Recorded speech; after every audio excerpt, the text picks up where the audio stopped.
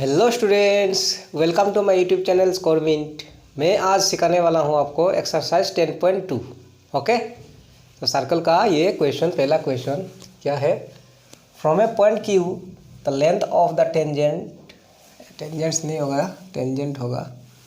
From a point Q the length of the tangent to a circle is 24 centimetre and the distance of Q from centre is 25 centimetre. Find the radius of the circle. तो बढ़िया वही होगा, मैं figure बना लेता हूँ, है ना। फिगर बना लेने से समझ में आ जाएगा।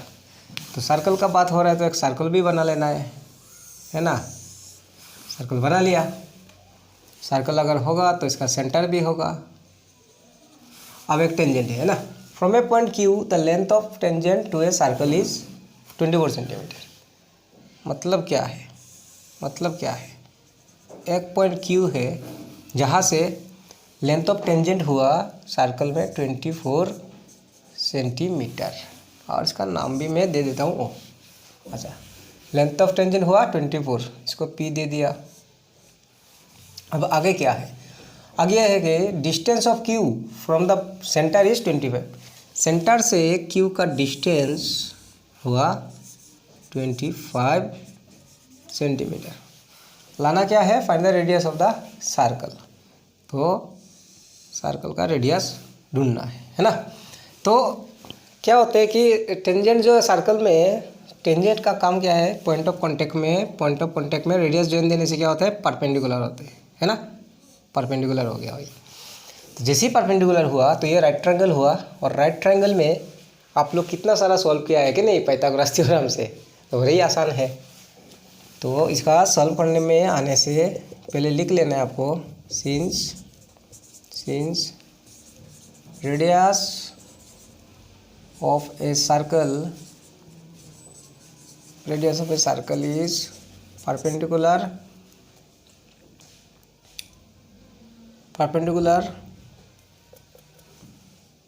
to the tangent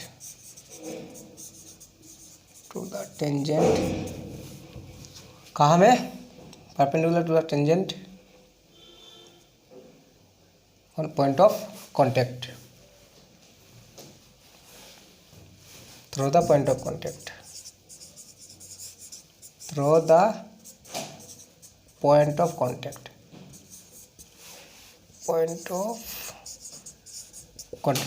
क्या है कि रेडियस जो टेंजेंट पे परपेंडिकुलर होता है, कहाँ में, पॉइंट ऑफ कांटेक्ट में। और अब इन राइट ट्रायंगल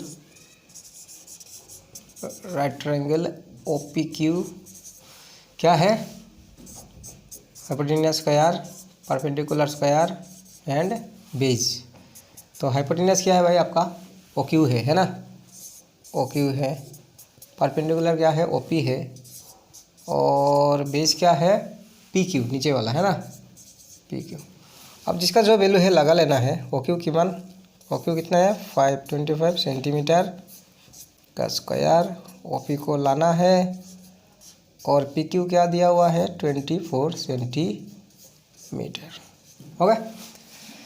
तो मैं इस क्वेश्चन को मिटा देता हूँ अभी तो क्वेश्चन का ज़रूरत नहीं है। आगे प्रोसीड करने से क्या होगा, देखो 25 का स्क्वायर, 25 इंटू 25 625, और यूनिट सेंटीमीटर का स्क्वायर, सेंटीमीटर स्क्वायर। OP तो OP है, जैसा का वैसा रह गया। 24 का स्क्वायर करने पे क्या मिलेगा, 576 सेंटीमीटर स्क्वायर। अब अगर OP लाना है तो ये 576 को माइनस कराना पड़ेगा इधर। 625 centimetre square minus 576 centimetre square equal to OP square, है ना। तो ये माइनस करने पे कितना आएगा, माइनस करने पे क्या आएगा, 625 से 576 को माइनस करने पे 49 मिलेगा। 49 सेंटीमीटर स्क्वायर इधर होगा OP का स्क्वायर, है ना, OP का स्क्वायर। अब अगर OP लाना है तो ये स्क्वायर क्या होगा, स्क्वायर रूट बन के आएगा, है ना, 49 सेंटीमीटर स्क्वायर। तो देखो आपका OP ही है रेडियस, और 49 का स्क्वायर रूट है 7 7 जा 49। ये आपका आंसर आ गया, ये आपका आंसर आ गया है कि नहीं। तो ऐसे तो इजी है, ये सब सॉल्व कर लेना है। ओके, तो मैं आपके लिए नेक्स्ट क्वेश्चन लेता हूँ।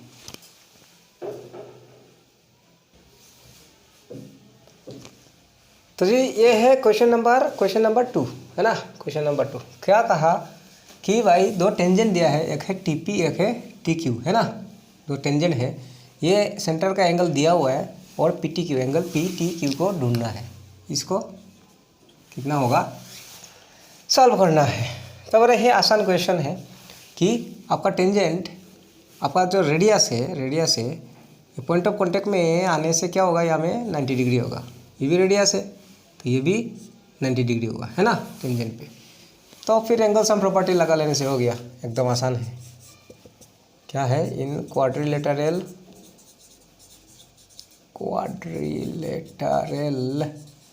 क्या नाम दे दो भाई, POQT क्या है, angle O plus angle P plus angle Q plus angle T, और क्वाड्रिलेटरल में क्या होते हैं 360 डिग्री।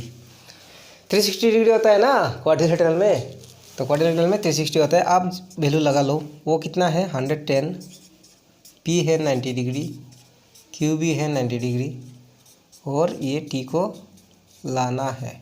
ओके, तो प्लस करने पे कितना आएगा जी, 110 90 200 290 प्लस एंगल T बराबर 360, और माइनस करने पे ये 290 आके माइनस होगा ना, माइनस हो गया तो आपका T कितना आया 70 डिग्री। और ये T को ही क्वेश्चन में PTQ बोला है, देखो ना, ये T को ही तो PTQ बोला जा सकता है ना, तो क्वेश्चन में वही बोला। तो आप भी बोल दो PTQ इजिकल 70 डिग्री। ओके जी, एकदम आसान है, इसमें और क्या एक्सप्लेन करना है आपको भी मालूम है, ठीक है ना। नेक्स्ट क्वेश्चन को लेते हैं।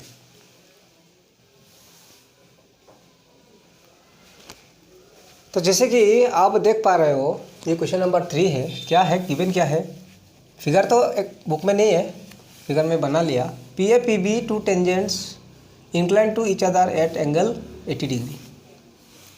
Actually PAPB two tangents from point P। Okay, तो क्या है, P से दो टेंजेंट हुआ PAPB, और इंक्लाइन मतलब एक दूसरे पे जो एंगल क्रिएट हुआ है ना वो 80 डिग्री का है। तो एंगल POA जानना है, एंगल POA, दैट मीन्स आपका एंगल POA ये हो गया PO,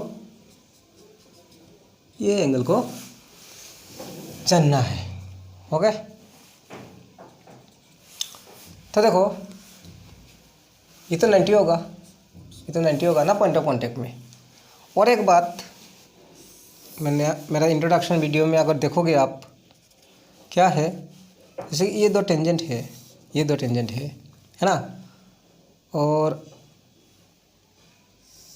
ये भी मैं जॉइन दे दिया। अगर इसको जॉइन किया आपने सेंटर से उस पॉइंट तक अगर जॉइन किया है ना, तो इस एंगल को भी बाइसेक्ट कर देगा, मतलब इक्वल पार्ट इस एंगल को भी बाइसेक्ट कर देता है, ये भी इक्वली डिवाइड हो जाता है।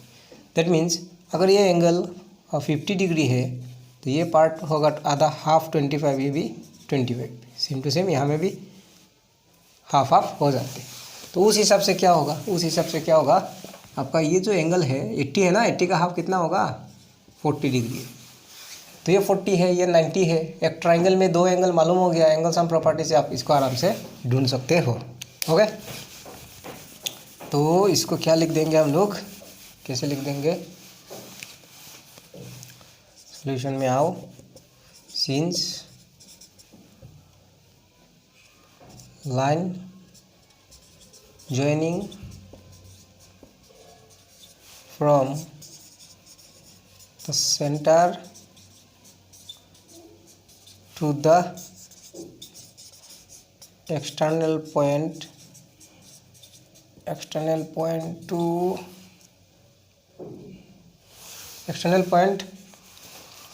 of tangents tangents bisects the angle, therefore आपका एंगल क्या हो जाएगा OPA। ये जो आपका एंगल OPA है ये क्या हो जाएगा 80 का हाफ होगा, 80/2 दैट मीन्स 40 डिग्री होगा, है ना, 40 डिग्री होगा। और अब एंगल सम प्रॉपर्टी लगा लेने से काम बन गया। तो इसको मैं रिमूव कर देता हूँ, ये तो गिवन है, क्वेश्चन में दिया हुआ है, और हम लोग को जानना है POA। ओके, अब कोई बात नहीं है, एंगल सम प्रॉपर्टी लगा लेने से हो गया। तो इन ट्राइंगल PAO क्या मिला आपको, angle A plus angle OPA ना, OPA, एंगल OPA प्लस, और ढूंढना था हम लोग को AOP, है ना, AOP तो है, POA जानना है, एंगल POA। तो POA मीन्स ये है ना, POA। तो 3 एंगल लिया ट्राइंगल में होता है 180 डिग्री। अब A कितना है भाई 90 डिग्री, OPA हम लोग कितना लाया 40 डिग्री, और ये तो महाराज को ढूंढ के देना है। ओके, तो angle POA is equal to 180 degree, और ये दोनों को प्लस करके मैं उधर लेके जा रहा हूँ, माइनस होगा जाके, है ना। तो 90 + 40 मीन्स 130। तो आपका एंगल POA निकल के आया 50 डिग्री। ओके, ठीक है, बड़ा आसान है सर, बड़ा आसान है। हाँ जी, आसान ही है। नेक्स्ट क्वेश्चन को लेते हैं।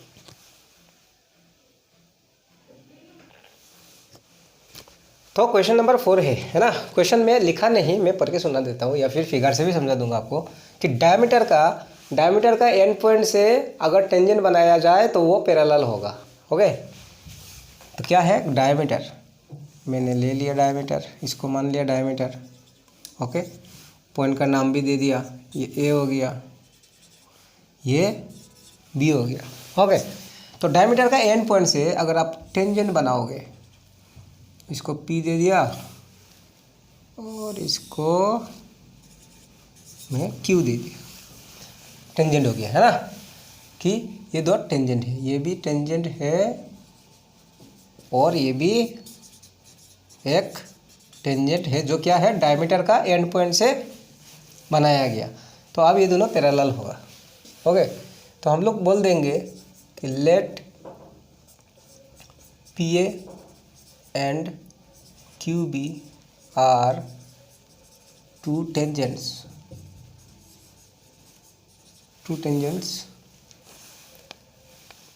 we have to prove क्या प्रूव करना है भाई, कि आपका ये जो PA है, टेंजेंट दोनों पैरेलल है, PA पैरेलल टू QB।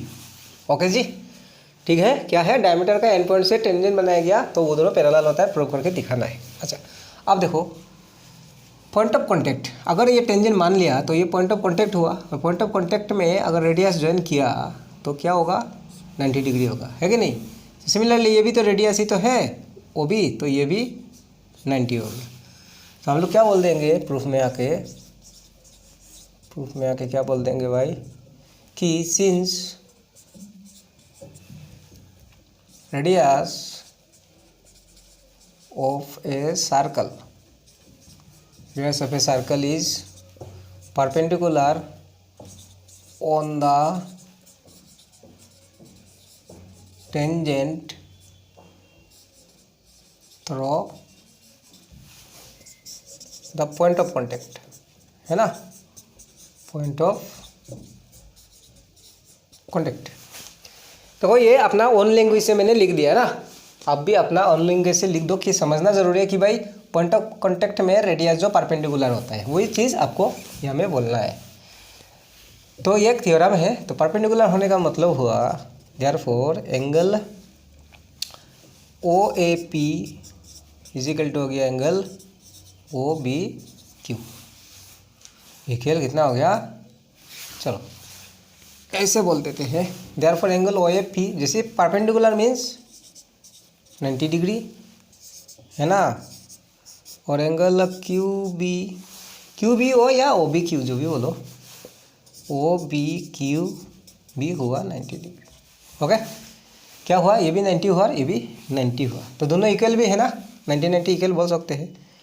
तो therefore angle O A P is equal angle O B Q हो गया। ओके, अब एक बात सुनो कि आप लोग मतलब छोटा क्लासेस में भी पढ़ के आए हो, ये पैरेलल लाइन है ना, ये दो पैरेलल लाइन है। अगर इसमें ट्रांसवर्सल गिरा तो पैरेलल लाइन पे जब ट्रांसवर्सल गिरते हैं तो ये जो अल्टरनेट इंटीरियर एंगल इक्वल होता है ना, अल्टरनेट इंटीरियर एंगल है कि नहीं, सारे को मालूम है ना, सबको ही मालूम है कि पैरेलल लाइन पे जब एक ट्रांसवर्सल गिरेगा तो अल्टरनेट एंगल इक्वल होते हैं। तो सेम है यहाँ में, देखो इसका मतलब क्या हुआ, पैरेलल लाइन पे अगर ट्रांसवर्सल गिरा तो अल्टरनेट इक्वल होगा, है ना। इससे ये साबित होता है अगर पैरेलल है तो अल्टरनेट इक्वल है। दैट मीन्स अगर अल्टरनेट इक्वल है तो लाइन दोनों भी पैरेलल है। वही तो हुआ ना, पैरेलल होने से, अगर पैरेलल दिया हुआ है तो अल्टरनेट इक्वल है। दैट मीन्स अगर अल्टरनेट इक्वल है तो पैरेलल है। तो यहाँ में देखो ना, ये दो लाइन, यहाँ में एक तो ट्रांसवर्सल गिरा, ये दोनों एंगल अल्टरनेट ही तो इक्वल है ना, अल्टरनेट ही तो है। तो जैसे अल्टरनेट इंटीरियर एंगल इक्वल हो गया, ये पैरेलल भी हो गया। तो सिंस अल्टरनेट इंटीरियर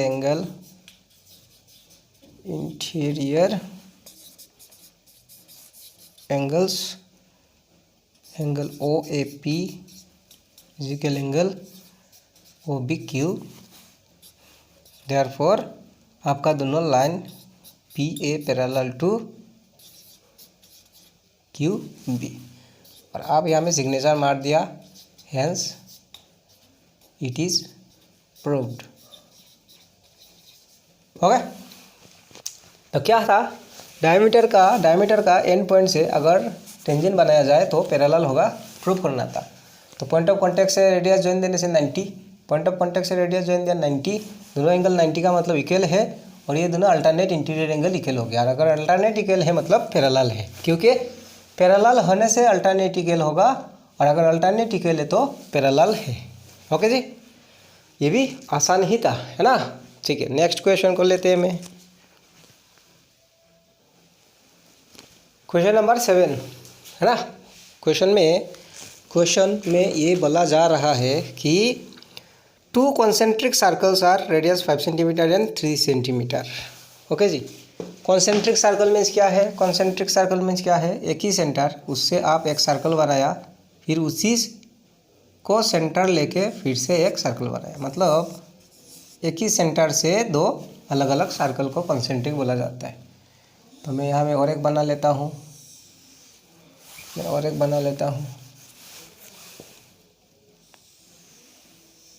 मान लिया थोड़ा टाइम के लिए कि भाई ये दोनों कॉन्सेंट्रिक सर्कल है, कॉन्सेंट्रिक सर्कल का रेडियस ले लिया ओ। ओके जी, अब क्या है, एक का रेडियस 5 सेंटीमीटर है और एक का 3 सेंटीमीटर है। बड़ा वाला 5 है, छोटा वाला का रेडियस 5 सेंटीमीटर है। अब उसने कहा क्या कहा कि भाई find the length of the chord of a larger circle which touches the smaller circle. Larger circle का कॉर्ड क्या है, कोई भी 2 पॉइंट ज्वाइन देने से जो लाइन होता है वही कॉर्ड है ना। एक सर्कल का इन्फिनिट कॉर्ड हो सकता है। तो बोला है लार्जर सर्कल का कॉर्ड जो स्मॉलर सर्कल को टच करके गया, ये लार्जर सर्कल का कॉर्ड जो स्मॉलर सर्कल को यहाँ में टच करके गया, तो इसका नाम दे दिया ए बी और इसको पी दे दिया। अच्छा, कोई बात नहीं जी, लार्जर सर्कल का कॉर्ड स्मॉलर सर्कल को टच करके गया, उसका लेंथ ढूंढना है। हाँ, इसको ढूंढना है। तो देखो कैसे होगा, रेडियस दिया है ना, तो रेडियस का भी तो ज़रूरत है। तो मैं ये वाला रेडियस इसको जॉइन दे दिया, जिसका मेज़र होगा 5 सेंटीमीटर, और ये हो गया छोटा वाला का रेडियस, जिसका लेंथ हो गया 3 सेंटीमीटर। और रेडियस जैसी पॉइंट ऑफ कॉन्टैक्ट टच होके गया मीन्स एक ही पॉइंट में टच होके गया ना, तो ये जो टेंजेंट हो गया है अभी, तो जैसी पॉइंट ऑफ कॉन्टैक्ट में आकर रेडियस ज्वाइन हुआ तो ये हो गया 90 डिग्री। ओके, अब है देखो, ये पाइथागोरस थ्योरम लगा के हम एपी को ढूंढ के दे दूंगा, एपी और बीपी को भी प्लस कर।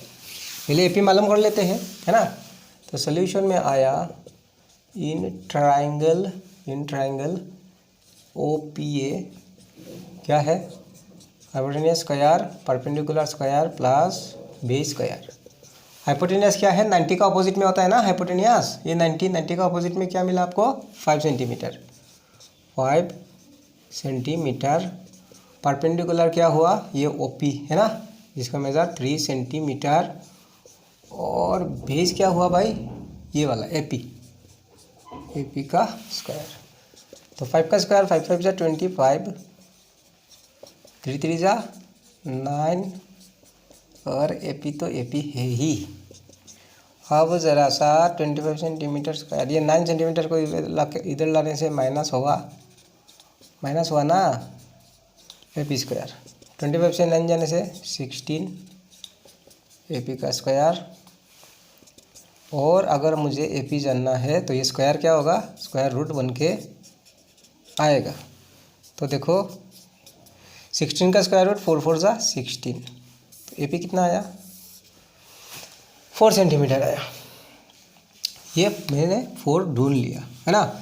सेम टू सेम देखो, इसको भी अगर आप ज्वाइन देते हो तो ये भी 5 होगा, है ना, 5 3, ये भी सेम टू सेम ये भी 4 आ जाएगा। तो similarly BP is equal to 4 centimetre. नहीं समझा ना। ये ट्रायंगल का हाइपोटेन्यूस 5, इस ट्रायंगल का भी हाइपोटेन्यूस 5, इसका परपेंडिकुलर ये जो ट्रायंगल है इसका परपेंडिकुलर हुआ 3, ये ट्रायंगल का भी तो इस ट्रायंगल का भी तो परपेंडिकुलर 3 है ना, तो सेम ही तो है। इस ट्रायंगल से ये जो निकल के आया, इस ट्रायंगल को सॉल्व करने पे BP भी 4 आएगा। अब आपका कॉर्ड AB मतलब क्या है, AP प्लस BP, है ना। और AP कितना लाया भाई, दोनों ही 4 4 है, 4 + 4 दैट मीन्स 8 सेंटीमीटर। ओके ना। अच्छा, नेक्स्ट क्वेश्चन को लेंगे।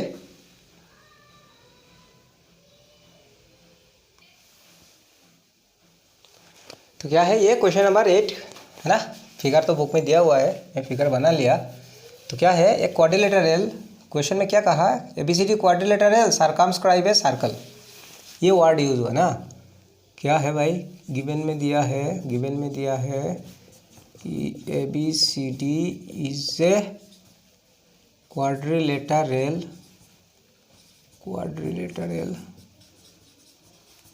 सर्कमस्क्राइब्ड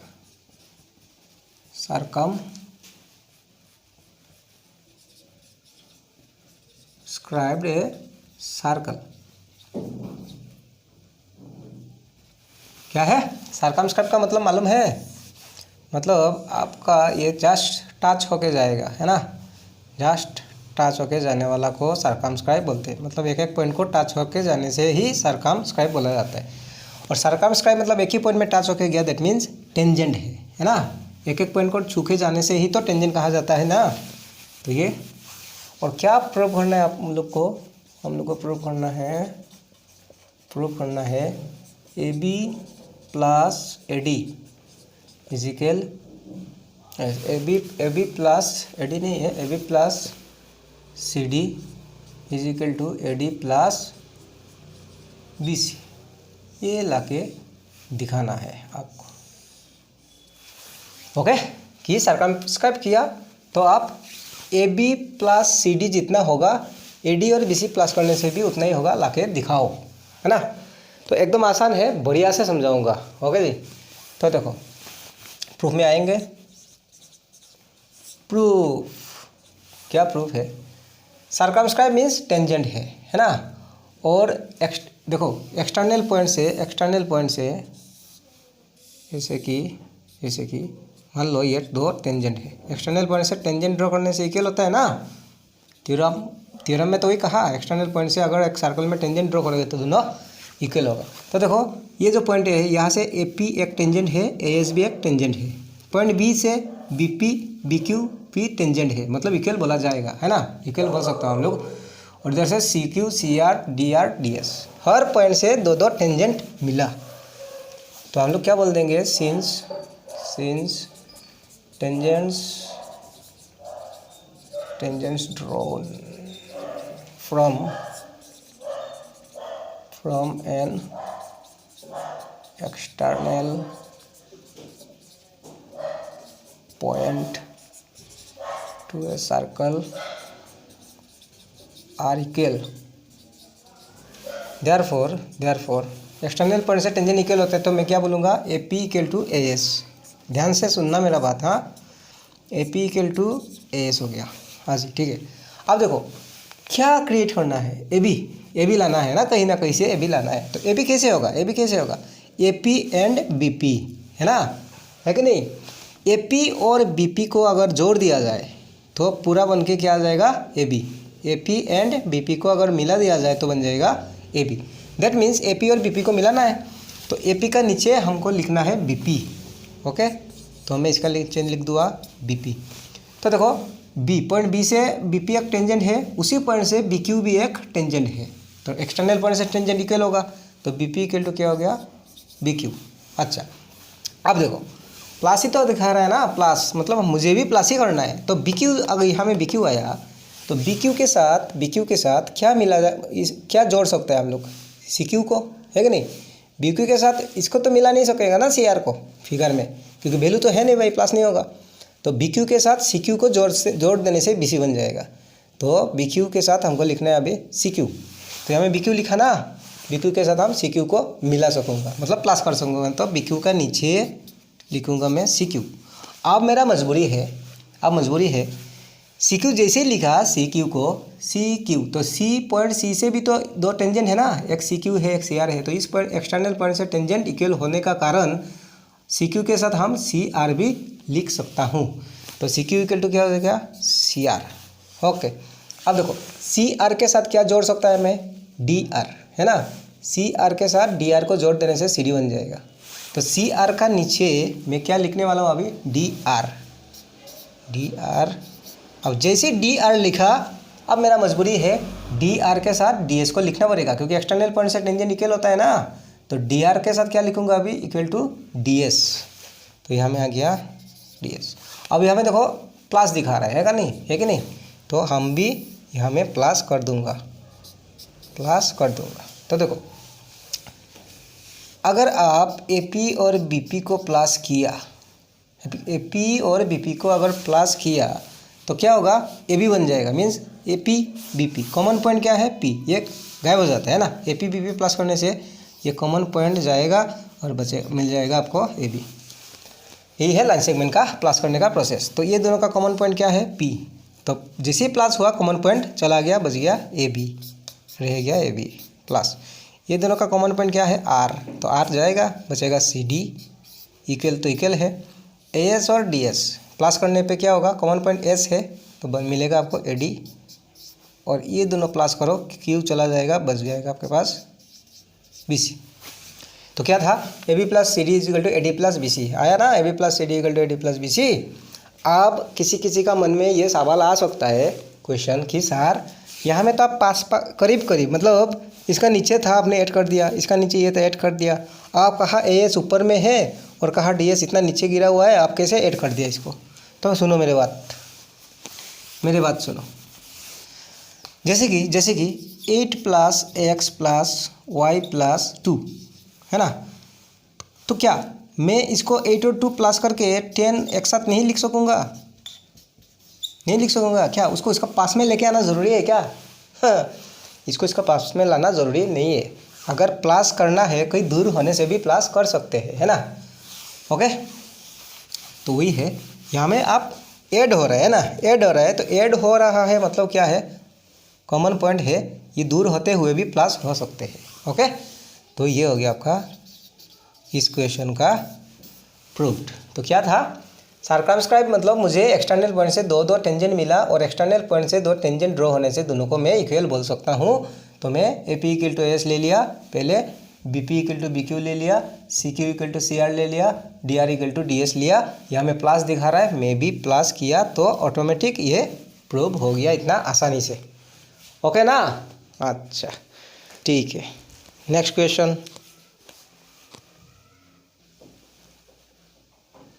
तो जी ये आपका क्वेश्चन नंबर 9 है। ओके, क्वेश्चन नंबर 9 में एग्जाम में फिगर में दिया हुआ है, क्वेश्चन पे सॉरी बुक में फिगर दिया हुआ है। हम मैंने फिगर बना लिया। क्या गिवन है कि tangents X Y parallel to X dash Y dash, means ये ऊपर में एक्स वाई एक टेंजेंट, नीचे में X dash Y dash tangent जो पैरेलल दिया हुआ है ना, बुक में क्वेश्चन में बोला है। A B is another tangent. A B तो लिखा ही नहीं सर आपने, चलो भाई लिख दिया। क्या है? ए बी जो और एक टेंजेंट है। ओके ठीक है जी। क्या है? X y and x dash y parallel tangents A B और एक टेंजेंट है। और क्या दिखाना है? एंगल ए ओ बी, ये एंगल जो 90 डिग्री ला के दिखाना है। ठीक है, बड़ा इंपॉर्टेंट क्वेश्चन है जी, ये बहुत बार आया हुआ है बोर्ड एग्जाम में, है ना, इसलिए ध्यान से इसको पढ़ के जाना है एग्जाम से पहले, बहुत ही इंपॉर्टेंट है। अच्छा, इस एंगल को 90 डिग्री ला के दिखाना है। अब देखो फिगर में ही ये पॉइंट को भी शो किया है ना, टेंजेंट का पॉइंट ऑफ कॉन्टैक्ट यहाँ में शो किया है। तो इसलिए मैं क्या करूँगा, इसको भी जॉइन दे दूंगा। ठीक है, अब देखो क्या है, इसको 90 डिग्री लाने के लिए इस एंगल को 90 लाना है, इस एंगल को 90 लाना है।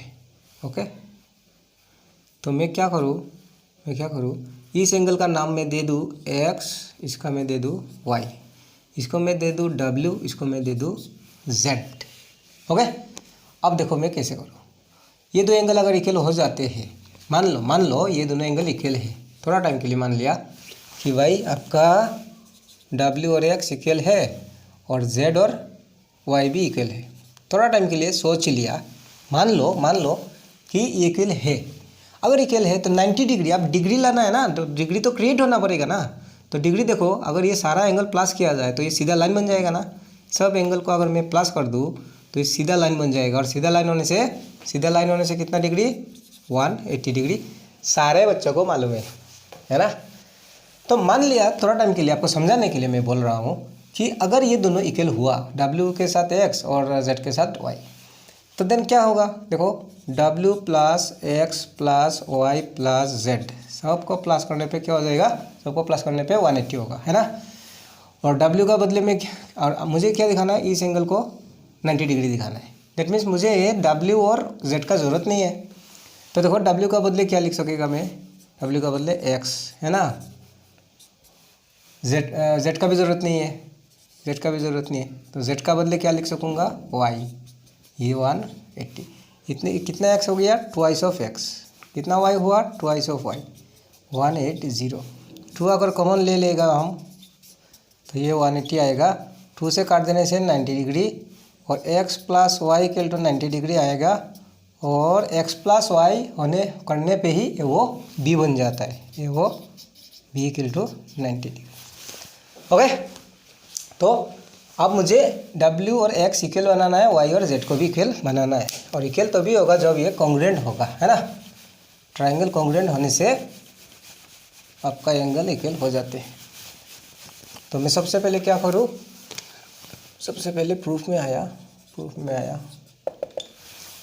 देखो ये ट्रायंगल दोनों को मैं ले लूँगा, ये ट्रायंगल और इस ट्रायंगल को।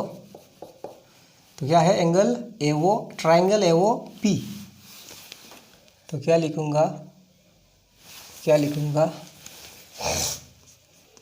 इन triangle AO P and triangle AO P and triangle AO C, सबसे पहले मैं बोल दूँ ज्वाइन किया हम लोग किसको? ओ सी को ज्वाइन दिया ना। अच्छा, अब ये दोनों ट्रायंगल, एओ दोनों ट्रायंगल में आता है ना। अच्छा, एओ दोनों ट्रायंगल में आता है ना, कॉमन है ये एओ कॉमन मिल गया। कॉन्ग्रुएंट कैसे होगा? कॉन्ग्रुएंट कैसे होगा? इस ट्रायंगल का दो ट्रायंगल लिया ना, तो तीन पार्ट, एक इस ट्रायंगल का तीन पार्ट इस ट्रायंगल का तीन पार्ट के साथ इक्वल होना है। पार्ट मतलब क्या है, आइदर वो साइड या फिर वो एंगल। साइड और एंगल साइड और एंगल्स मिला के तीन पार्ट, एक ट्रायंगल का तीन पार्ट दूसरा ट्रायंगल का तीन पार्ट को इक्वल करने पे कॉन्ग्रुएंट हो जाएगा। हो गया, तो एवो इक्वल टू एवो कॉमन मिल गया, तो रीजन क्या हो गया, ये कॉमन है ना, एवो एवो कॉमन हुआ। रेडियस, ये रेडियस है ना, रेडियस है, ये भी रेडियस है। तो एक ही सर्कल का जितना भी रेडियस होगा सब इक्वल होगा ना, तभी तो ये गोल है, नहीं तो कहाँ गोल होना था। OP इक्वल टू OC, क्या रीजन होगा, रेडियसेस ऑफ सेम सर्कल, कि भाई एक ही सर्कल का दोनों रेडियस है इसलिए वो इक्वल है। और क्या होगा, एक्सटर्नल पॉइंट से टेंजेंट ड्रॉ करने से इक्वल होता है। टेंजेंट दिया है तो गिवन में ही टेंजेंट दिया है ना, तो AP AC भी टेंजेंट है, तो एक्सटर्नल पॉइंट A से AP एक टेंजेंट है, AC भी एक टेंजेंट है, तो दोनों इक्वल है। तो AP इक्वल टू AC, क्या रीज़न होगा, टेंजेंट्स फ्रॉम एन, ये एक्सटर्नल को हम थोड़ा शॉर्ट में लिख दिया ना, external point from an, tangents from an external point to a circle are equal. Okay, tangents from an external point to a circle, तो इस ट्रायंगल का तीन पार्ट उस ट्रायंगल का तीन पार्ट मैंने इक्वल दिखा लिया। ओके, तो देखो ये 90 है, ये 90 है, कोई चाहे तो 90 डिग्री भी यूज़ कर सकेगा यहाँ है ना, इस एंगल को 90 भी यूज़ कर सकते हो, आपका मर्जी है। तो देयरफॉर क्या होगा, जैसे तीन पार्ट इक्वल हुआ, तीन इस ट्रायंगल का तीन पार्ट उस ट्रायंगल का तीन पार्ट इक्वल हुआ, साथ साथ कॉन्ग्रुएंट हुआ, तो AOP कॉन्ग्रुएंट ट्रायंगल AOC कौन सा रूल से हो गए भाई, साइड साइड साइड, तीनों का तीनों साइड है, साइड साइड साइड कॉन्ग्रुएंसी से कॉन्ग्रुएंट हुआ। अब देखो क्लास 9 में हम लोग सीख के आया, आप लोग सीखा होगा कि ट्रायंगल जैसे कॉन्ग्रुएंट होता है करस्पॉन्डिंग पार्ट इक्वल हो जाता है ना, therefore corresponding parts of congruent triangles, क्या है, corresponding parts of congruent triangles CPCT। क्या होगा, मुझे तो ये एंगल इक्वल दिखाना था ना, इस एंगल को और इस एंगल को, तो इस एंगल का नाम क्या है भाई, AOP, एंगल AOP। अगर इसका AOP हुआ, AOP सीधा चला गया तो इसका भी सीधा चला जाओ, करस्पॉन्डिंग AOC, ऐसे ही लिखा जाता है करस्पॉन्डिंग पार्ट को। आप एक ट्रायंगल से कैसे भी ले लो, आप यहाँ से जैसे नाम उठाया वहाँ से भी ऐसे ही उठाना है लेटर्स को, इक्वल हुआ, और उसको ही मैंने AOP का नाम क्या दे दिया, W, और AOC का नाम दिया था X, W equal to X हो गया है ना, AOP means W, AOC means X। तो सेम टू सेम यहाँ में भी तो होगा, ये दोनों ट्रायंगल अगर लिया जाए तो देखो ये OB कॉमन होगा, OC एंड OQ रेडियस होगा, एक्सटर्नल पॉइंट से BQ and BC tangent equal होगा, सेम टू सेम ऐसे, तो उसको हम लोग बोल देंगे सिमिलरली क्या होगा, Z equal to Y। Okay, Z equal to Y। अब बाकी काम मालूम ही है ना, तो अभी मुझे थोड़ा स्पेस चाहिए, इसलिए तो मैं मिटा लूँगा। जिनको नोट करना है ना, 5G ज़माना का बच्चे लोग मालूम है कैसे नोट करेंगे, पॉज कर दो वीडियो को और नोट कर लो है ना, तो मैं इस जगह को मिटा दूँगा। 5G ज़माना का बच्चे 5G, और मैं 2G ज़माना का 2G, आप लोग 5G। अब क्या करना है, मैंने समझा ही दिया था स्टार्टिंग में कि क्या कर देंगे अभी, now W plus X plus Y plus Z is equal to 180, reason क्या होगा, POQ is a straight line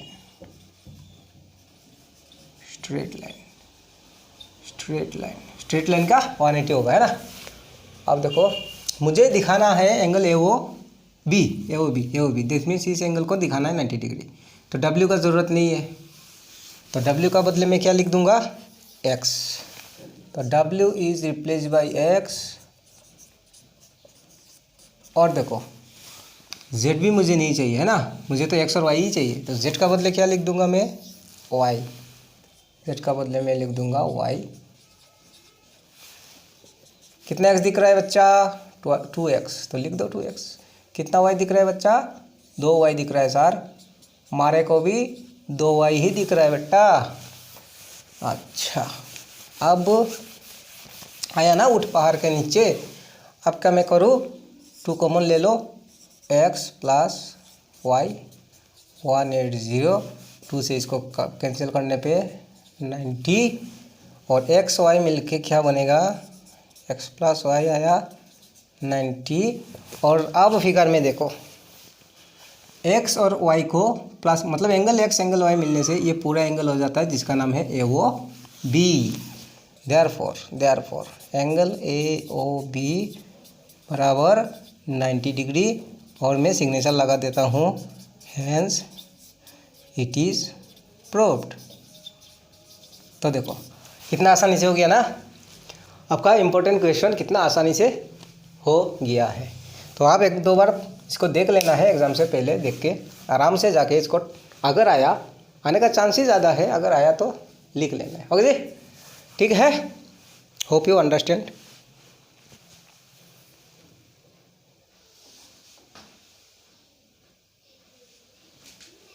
तो ये है क्वेश्चन नंबर 11।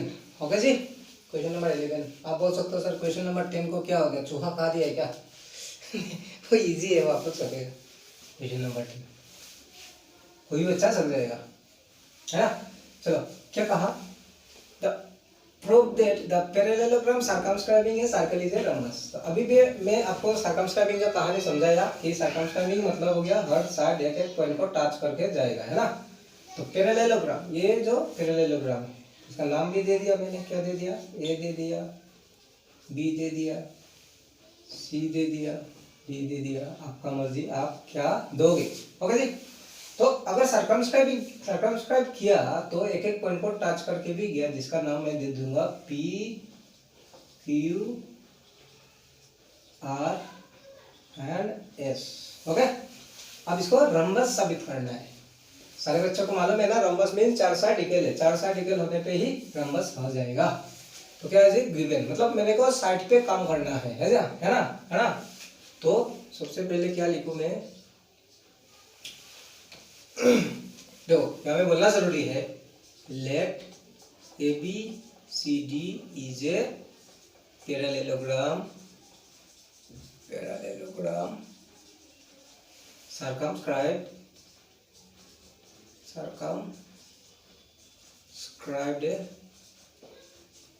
circle, और टू प्रूव,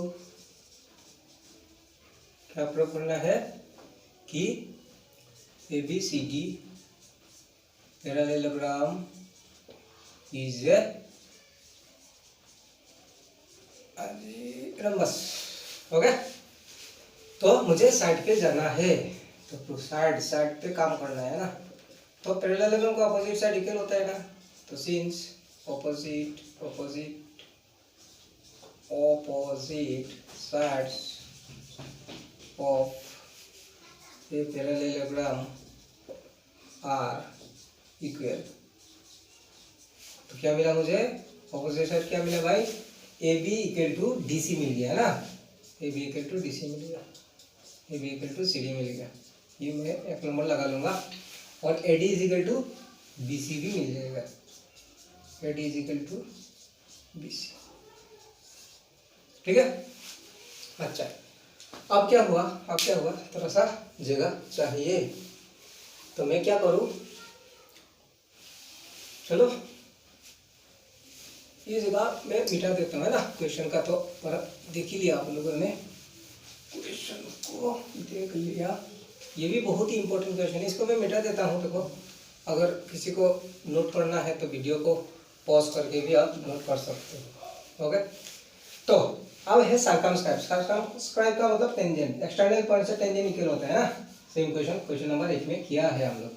तो क्या लिख सकता हूँ मैं, पॉइंट ए से 2 टेंजेंट निकल मिलेगा, पॉइंट बी से 2 टेंजेंट निकल, सी से 2 टेंजेंट, डी से 2 टेंजेंट निकल बोल दूंगा। अच्छा, तो since tangents tangents drawn from an external point to a circle are equal, therefore AP equal to AS होगा, है ना। AP equal to AS होगा। चलो देखो मैं इसको भी मिटा देता हूँ, क्या दिखाना था रम्बस। ओके, तो एक्सटर्नल पॉइंट से टेंजेंट इक्वल होते हैं AP equal to AS। अब देखो मुझे तो साइड पे ही काम करना है ना, इसका side AB BC CD equal दिखाना है, तो अब मैं AB को भी क्रिएट करूंगा यहाँ में। तो AP के साथ क्या मिला सकेगा आप लोग, BP, है ना। AP के साथ BP को यहाँ में मिला सकता है, जोड़ सकते हैं ना, ज्वाइन दे सकते हैं। तो AP का नीचे मैं रख दूंगा BP, तो BP इक्वल टू क्या लिखना है, BQ। ओके, अब BQ के साथ क्या मिला सकेगा, यहाँ में जोड़ सकेगा CQ को, है ना। CQ BQ एक ही लाइन पे है, तो BQ का नीचे क्या लिख देगा, CQ। तो CQ इक्वल टू क्या हो जाएगा,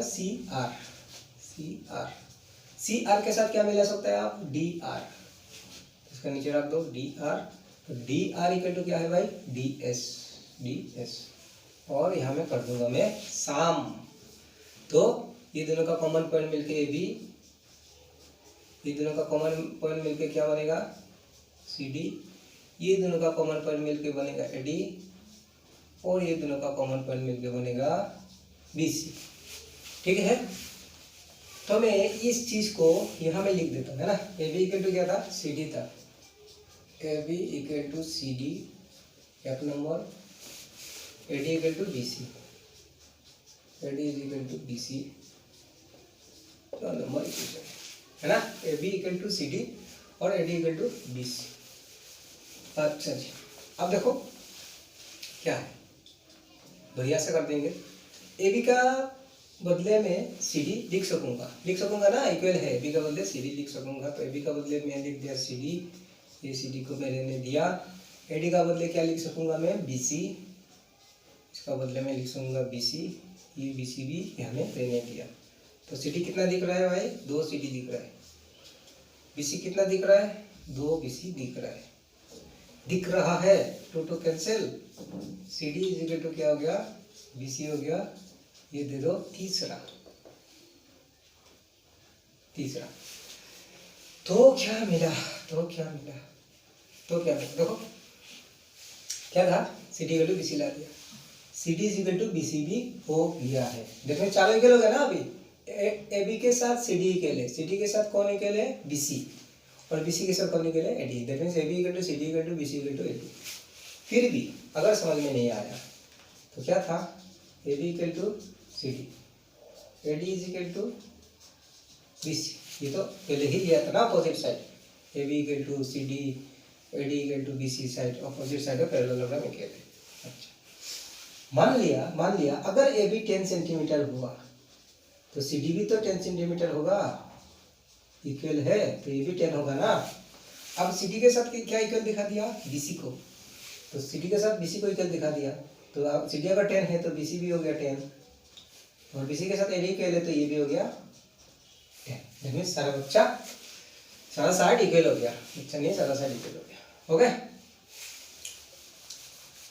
ओके जी, तो क्या हुआ, सब साइड इक्वल हुआ। तो आप लोग क्या लिख देंगे अभी, कंपेयरिंग 1,